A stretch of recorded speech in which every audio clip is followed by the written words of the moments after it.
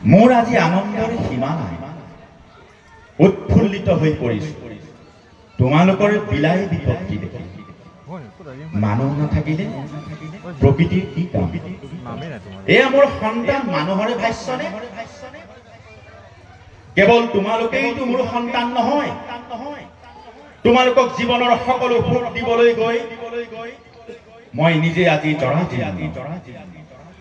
মোৰ আন সন্তানসকলক নিষ্ঠুৰভাৱে অৱজ্ঞা কৰাৰ ফল হাতে হাতে পালা। মোৰ বুকুৰ মৰম নিজৰ স্বাৰ্থত আদৰি ব্যৱহাৰ কৰি বুকুখন বিদীৰ্ণ কৰি তুলিলা। তোমালোকৰ উচ্চাকাংক্ষা পূৰণ কৰিবলৈ মোক উলংঘ কৰিবলৈও দ্বিধাভূত কৰিলা। তোমালোকক চকু মুদি ভাল পোৱাৰ পৰিণতিত নিৰ্বিবাদে হত্যা কৰিলা মোৰ সন্তান আৰু তোমালোকৰ সহোদৰসকলক। মানুহ নাথাকিলে প্ৰকৃতিৰ কি কাম? ইমান স্পৰ্ধা তোমালোকৰ। মাৰাক তোমালোকে কবলৈ অকলো লাজ নালাগিল? মোৰেই ভুল। ভাবিছিলো মোৰ সন্তানসকলৰ ভিতৰত তোমালোকে মোক সযতনে ৰাখিবা, কিন্তু ওলোটাহে হ'ল দেখোন। তোমালোকৰ অত্যাচাৰত মই আজি বিধ্বস্ত। কিমান আৰু সহিম?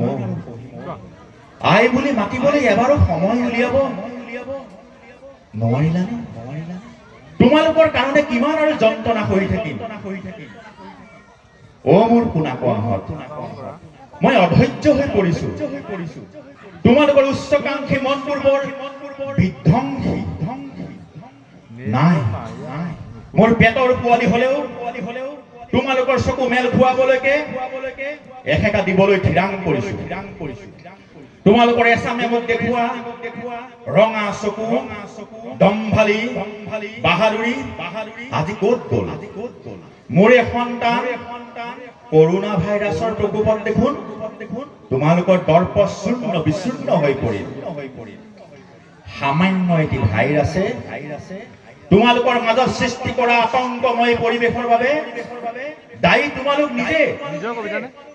খাদ্যৰ নামত কি খাই আছা কেতিয়াবা ভাবিছানে? এসেকা দিম বুলি ভাবিছিল, যদিও তোমালোকৰ অৱস্থা দেখি বেয়া লাগিছে। যিমানে হলেও মাতৃ হৃদয় যে তোমালোকে বাৰু কিয় নাভাবা নিজৰ সহোদৰসকলৰ লগতে মোৰ সৃষ্টিক ধ্বংস কৰাৰ মুহূৰ্তত হে মোৰ সন্তান মানৱ, শেষবাৰলৈ তোমালোকক সোঁৱৰাই দিছো। শুধৰণি হবলৈ চেষ্টা কৰা, নিজকে পৰিৱৰ্তন কৰা। মাতৃ হৃদয়ত পাষাণ হবলৈ উদগনি দিবা। কাবৌ কৰিছো তোমালোকক, নহলে পৰিণাম ভয়াৱহ হব। শেষত হে মোৰ প্ৰিয় সন্তান মানৱ, এটা কথা তোমালোকক জনা উচিত। তোমালোক শেষ হৈ গলেও মই থাকিম মোৰ সন্তানসকলক লৈ সদায় চিৰসেউজ হৈ। কিন্তু সাৱধান মানৱ, সেইখন সমাজত তোমালোকৰ স্থান নাই। এই পৃথিৱীৰ বাবে তোমালোকো ডাইনোচৰৰ দৰে হৈ পৰিবা অতীত স্মৃতি। কিয়নো তোমালোকেইতো দম্ভালি মাৰি কৈ আছা মানুহ নাথাকিলে প্ৰকৃতিৰ কি কাম। হাস্যাস্পদ।